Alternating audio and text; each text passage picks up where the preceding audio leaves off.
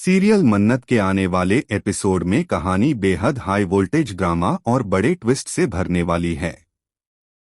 इस बार सिर्फ शादी ही नहीं रुकेगी, बल्कि कई बड़े राज भी सबके सामने आने वाले हैं।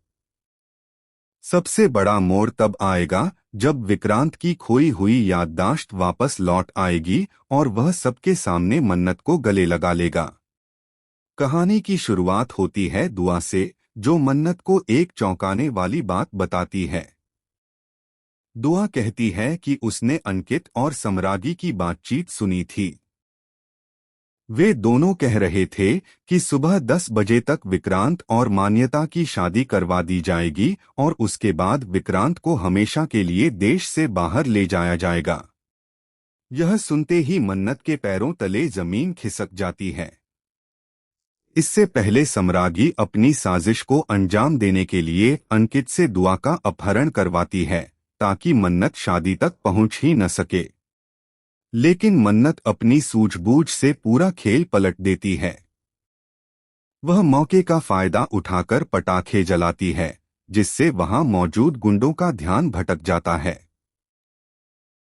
इसी अफरातफरी में वह दुआ को सुरक्षित छुड़ाकर वहां से निकल जाती है। दुआ से पूरी सच्चाई जानने के बाद मन्नत बिना देर किए समरागी के घर पहुंचती है।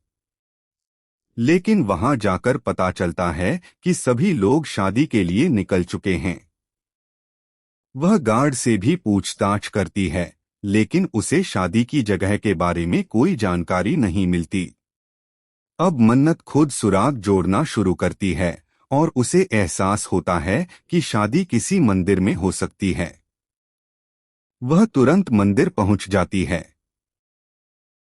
जैसे ही वह अंदर प्रवेश करती है, उसके सामने मंडप में बैठे विक्रांत और मान्यता दिखाई देते हैं।